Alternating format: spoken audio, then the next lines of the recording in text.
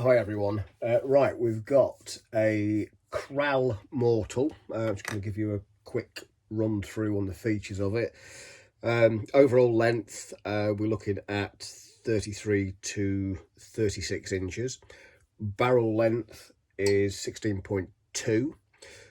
Weight wise, almost £8 unscoped, without a bipod, without a moderator. So it's a fairly chunky piece of metal. Comes in three calibers, 177, 22 and 25. Magazine capacities 177 14, 22 12, 0.25 10. Shot count, I think they may have got this wrong way around, but 177 they're stating 70, 22 at 60 and 0.25 at 50.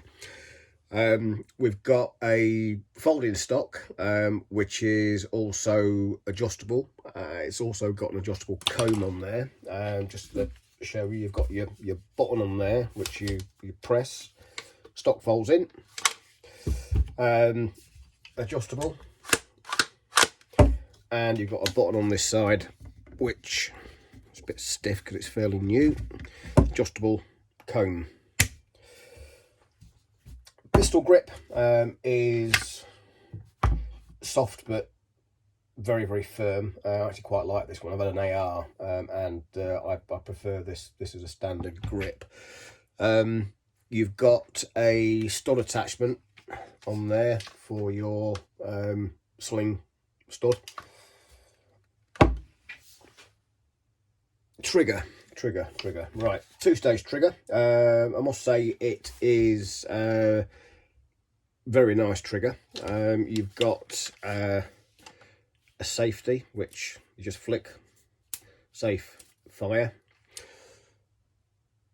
The power adjuster, you twist that and you go from in effect 6 foot-pound to 12 foot-pound.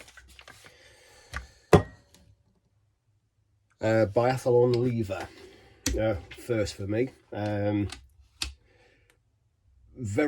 It's not stiff, it's very firm, very purposeful, and snaps back into place very nicely. There you've got a pressure gauge on there. As you can see, it's almost full.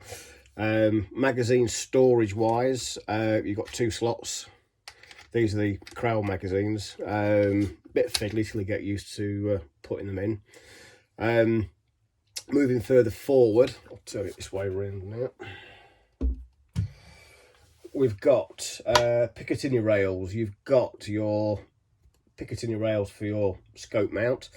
You've got another aluminium rail underneath, which I've got the foregrip on there.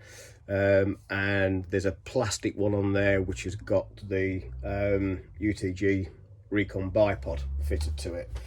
To be honest, this one, it's plastic, and if you do twist it while it's locked in place, there is a very good chance that you will snap that, and then that means you're gonna have to replace all of that. That's the sort of second little niggly thing. No mean a deal breaker. The stock itself, should have done this bit first, it's a little wobbly. That's fully extended. Not as bad when it's back together. It doesn't bother me at all. It's one of those things when you get used to it. Going back round to the front, I've added two sets each side. Additional pick rails. You get like an M-lock system on there, which is a bit fiddly to get them on, anyone that's used M-lock, but it does work, and you can attach obviously torches, lasers, IRs, etc.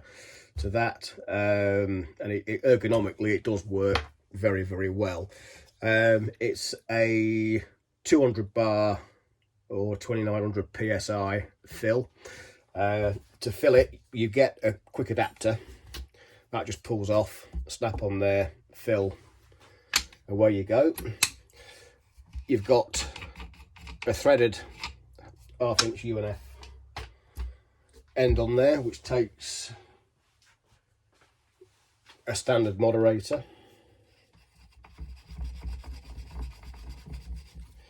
little niggle. You've got, as you can see there, you have got a bit of a gap, which, unless that thread is recessed, or you put like a Delrin spacer or something in there, it's just, I mean, if you knock it, then you know you're gonna be in trouble.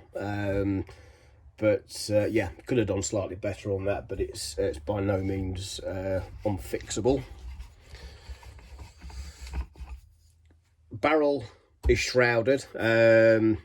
This is the one niggle that I had on there, was that this is the bit that's threaded basically. Your barrel sort of ends back there, and the shroud sort of fits over it. I've run a couple of 100 pellets through it, moderated, unmoderated, and yeah, it works absolutely fine. I thought I was getting clipping at first, but I wasn't. That was me for whatever reason. Where are we? I think we're about there. I've had probably 50 odd usable shots before I've basically refilled it. When I was doing the test, and I wanted to make sure that the set of pellets that I was firing was of a similar pressure, so not to give a false reading. Let me move this out of the way. In the box you also get a single shot tray, 2 mags, a couple of 3 rubber seals, an Allen key, instruction manual, and I got a test sheet, which basically I think it was about 11.5 foot-pound, using AA Diablo 4.51. Give you an idea of the accuracy.